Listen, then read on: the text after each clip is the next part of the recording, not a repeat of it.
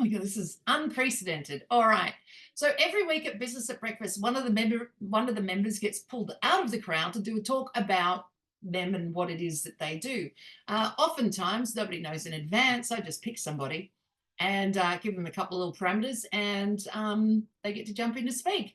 Earl Thomas, since I've got you today, and podcasting is always such an interesting topic, and you happen to say that, well, how we got you was because you just happen to have, time available because you've run out of guests. You may as well give us some info on your podcast and things like that. But I'm going to tell you how to do this. All I want you to do is say your elevator pitch again, which tells us you do podcasts, and a quick history of how you started doing the podcast. And then stop talking. We will ask you what we need to know and get everything out of you that we need to know. Go for it. Earl, you're muted, just to let you know. Okay. Do you have a timer? Okay, we started. It's on, but yeah, you're not really getting 8 minutes. The whole section is 8 minutes. It'll take about 2 minutes to tell us. Go for it. Okay, I'm Earl Thomas, the voice, and I have a podcast called Voice Power, and it's a double focused. The first is my voiceover journey, and the second is interesting guests, and they can get their message out around the world because it goes to a lot of countries. I think it's around 73 now. I haven't memorized them, but we're up to about 581, and it's always increasing. So if you got a vital message, one of the recent vital messages, Kiwan Amy, he had a motorcycle accident in 2017, and he lost his sight, but he didn't lose his vision. I got to interview him, a very interesting young man with a lot of passion. So what I look for mostly is a good connection, and I'm always happy to talk about my podcast. I was on the way to Vancouver Island on the bus to get to the BC ferries, and I said to this gentleman, "Hi, how are you doing today?" And he asked what I did, and we talked the whole way about podcasting. So Charlie was a really interesting connection. I love what I do because I believe I make a difference. One of my guests was a grief educator. She lost her son when he was 20 years old. Now, she was a speaker before, but she dove herself into grief education, and she speaks all around. She speaks at places of work, and often I offer that interview that I did with her to people who have lost someone, and it's great quality. I love doing it, especially I love talking baseball. I interviewed the granddaughter of Hall of Famer Yogi Berra, and that was one of my most favorite interviews because I love baseball, and she is very knowledgeable, and it was just a real hoot. Now, is this where we start? This is a bit the history, yes. I never heard about podcasting before. I was in a breakout room, and I was introduced by Diana Lidstone, and she said, "I'm going to introduce you to Carl Richards, podcast educator, he knows it, and he knows everything about it." I took 3 of his courses, and he is the epitome of the Zig Ziglar quote, "You can have everything you want in life if you help everyone else get what they want in life." And he helps me, he helps many with podcasting. I didn't imagine that I would get to 5 years to get to, I'm over 4,000 downloads now. And in 2025, I've increased my business income from 2024, and 2023, I had my most business income. So I'm just really glad to be podcasting. I'd never heard of it before. Imagine it's gone ahead of radio as far as listenership. So that's the history. And do you have any questions? Yeah, there we go. Does it cost anything to be a guest on your podcast?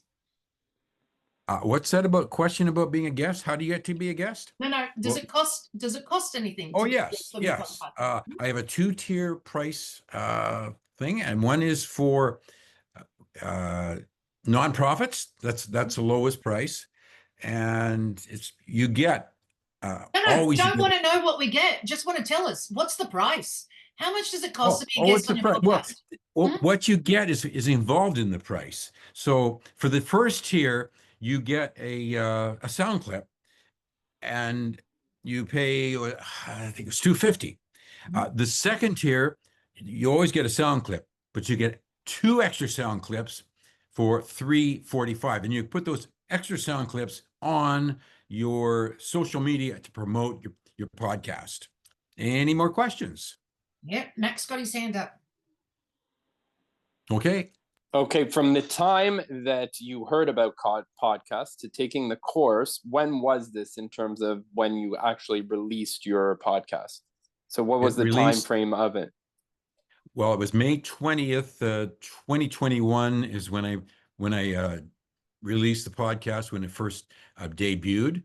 I think it took about 6 months to 8 months because there were 3 courses. The third course was 60 days to launch, where I had to choose, when I was going to launch it.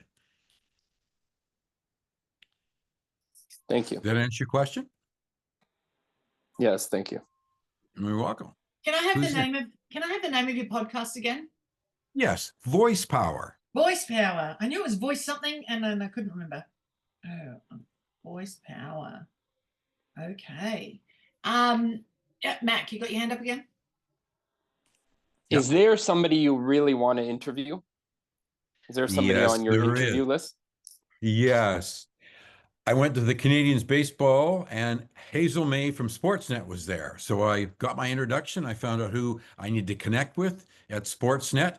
And a friend of mine is actually on her LinkedIn. So I got Art to let me know what the email was for the particular person at Sportsnet. So a week or 2 ago, I sent off that email address. So I really looking forward to getting Hazel May. She's a brilliant broadcaster for Sportsnet and for Blue Jays baseball. I like that. That's what I used to say, and Kathy would have heard me say it plenty of times, so would many of you say, I'd like to be on like the Jimmy Kimmel show, or Jimmy Fallon, maybe on Jimmy Fallon, right? But actually he does like, famous people that are, movie stars and singers. And but actually I just like to chat to Jimmy Fallon or Jimmy Kimmel or even James Corden, like the interviewers. I'd love to have a chat with the interviewers. Because how did they get into it? What was their plan? What was their goal? I know James Corden's one, not through personally chatting to him, but just through hearing him say it, is when he ended up on the Late Show over in America, or when he got that position. He said, it's so prestigious, and I'm from England, and he said, so I figure just go out and make best friends, just become best friends of all the rich and like all the rich stars, like the famous stars, like the movie people and the singers. Just become best friends with them, do whatever it is to become best friends with them, and that's the plan. And he is so likable, right? And I think Hugh Jackman was the only one who appeared not to like him. And that was after The Greatest Showman. Just anyone, you should Google this, you should find it, and just do karaoke crosswalk Greatest Showman. And James Corden was doing one with it where they literally stop when the traffic stops. They do this dance sequence that goes across, but he kept calling Hugh Jackman huge, and kept saying that like he was a better singer and dancer than Hugh Jackman, and Hugh gets really mad at him, whether he's acting or not, but gets really mad at him. My name is Hugh. Nobody's called huge. And James Corden says, did I know that his name wasn't huge? No, I didn't know, but Hugh makes sense. That makes sense. But it's to interview the interviewers. Yeah, that'd be great to get in and have those conversations with the people that interview others. I love it. Sarah Troy, you got your hand up? Yes, sir. Hi, Earl. I've been doing it for 13 years. I've only got 3,000 shows, but my shows are an hour to an hour and a half each. How long are your shows, and what have you learned about yourself doing them? Okay, 2 questions. How long? If I use my own Zoom, we go 30 minutes and then I get a warning. But I can make them longer, because with Q1, I realized when I heard his interview with Noreen, oh, he's got a lot to say. So I put in 2 Zooms in. That one was almost an hour. with the two of them together. What was the second question? How much have you learned about yourself doing these podcasts? Well, I've learned what I really love to do. I have a lot of joy about doing it. I I love the conversation because you never know where the conversation goes. I love that I've learned that I've got a lot of skills. I mean, because I do the whole thing. I do the editing, I do the production, Me too. you know, the questions. Uh, it's a lot of fun. It's my own process, and it has developed over time, over the 5 seasons. Hmm. How many do you do a week? Oh, well, it all depends on who I've got lined up. What I usually do is I do, if it's an interview, I do the sound clip one week, and then the next week I do the interview. And I've got two waiting to be checked out and researched. I've never had two lined up just before I came into here. And I've got a guest list of 48 that I've organized, and I've got to do some follow-ups. I've got one lined up for September, that's for sure. He didn't know I was doing the podcast because I'd done voiceover for him at Snap Tech Marketing in Burnaby. Yeah. How long are your shows? Oh, You that said you answered that one. variety. Yes. Yeah. They go from well, if you looked at my podcast list, you click on there, you'll see that they're all different. The shortest one I think was 8 or 10 minutes. He didn't have as much to say, but he gave free clothing. He gave free clothing away to people, and so I was I promoting know what I him. was going to ask. Are they MP3s or are they MP4s, or do you do both, video and audio? No, I just do audio. Okay. Yeah. Though I can send, because I get a copy on Zoom, I can send them when they request the video. Yeah. Right. And you Yeah. could also put it up to YouTube. I tried to do that. I've had a problem getting it into YouTube because I've gone to the Buzzsprout and they said, "Well, you get your ID." It's on my desktop, and they would give me the steps, but it didn't work. So they said, "Well, put a thing in the YouTube community line." Yeah, I've been working on that for a couple of months. I would like to get it because one requested, Eric from California requested to go onto YouTube, and I was actually trying to put one onto YouTube. I had one a long time ago on there, so it's pretty inconsistent because I got Instead of my going ID. directly, do your editing in Wondershare or Filmora, and in that way, it actually creates an MP3 and an MP4, and that's easier to upload. Oh, And it's the same content on both, so it's consistent. yeah, yeah. I'd love to hear from you, and I'd love to get an email from you with that detail. That would be good All to my know. information is in the sidebar there. So reach out. Thank you, Sarah. Excellent. All right. Yeah, lots of cool things. And I agree with you in that what you were saying about what you've learned about yourself, and you've learned that you've got some skills. Yes, once you start really concentrating on something, you discover that there's some skills, like you pick up some skills along the way. I'm finding that with the boys and them, not wanting to go to school. And I now know the reason why the kids don't want to go to school, why no kid wants to go to school, because they're given it. They're given it and they're told to do it. Nobody likes to be told what to do, and you take for granted anything that you're given. So people who are given it don't like school, but in some other countries where nobody has school, of course, they like the idea. But my kids have often said to me, like, say, you get to learn easier and faster now as a kid because you've got no other responsibilities. And they keep looking at me going, yeah, but mum learnt these things that she was interested in.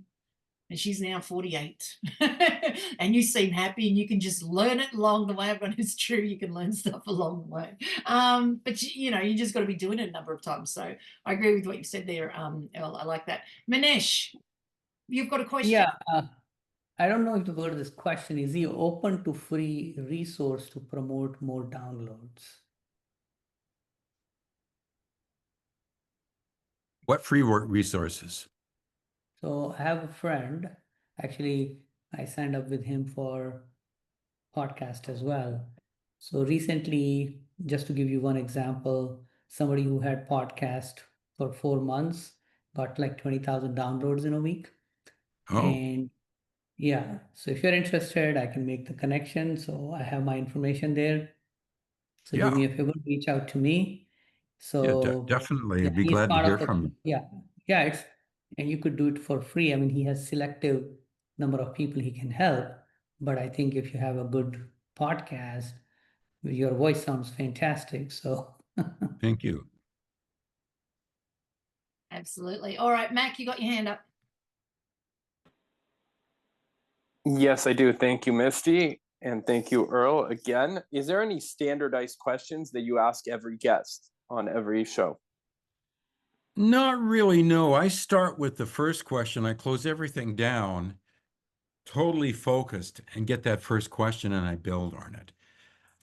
I just like to dive deep because they may ask a question and I want more clarity. I like to inject some humor too. I remember with one of my friends from BCIT, who's on CBC radio. She told me how she starts her day, and it's very early because she's in radio. And then she talks to her dog and everything. And after she was finished saying, said, "Well, what does your dog have to say?" And we had a big laugh out of that. So it's being spontaneous. I don't have standardized questions. I basically want to find out what they do, and I find out what they want to focus on mostly because their profiles are pretty wide and they've got a lot of experience. So I like to get that at the very beginning of the pre-interview. Excellent. So I'm going to end with this. Do you have like a booking sheet, or is it about having a one-to-one with you first, bit of a conversation around it, and then you kind of judge where they are in regards to the theme of your podcast? That's right. The pre-interview is everything. These two that have connected with me, I'm going to research them, and then I'm going to set a pre-interview where I'll answer all their questions and go over the podcast details. Mm-hmm. Yeah. What is your podcast link? Can you put it in the chat, please? Yes, I did. I'll put it in again. Yes. See, I just think it's still. No, that's my YouTube. So. Yep. No, that's all right. You sorted that one out. I'm going to finish up this. Thank you so much, Earl, for being our speaker today. And thank you. You're welcome. And thank you very much. It was a nice surprise. I'm always glad to talk about podcasting. I know, it's good fun, isn't it? And Yes. thank you everyone for participating in the conversation with Earl about podcasts and his podcast.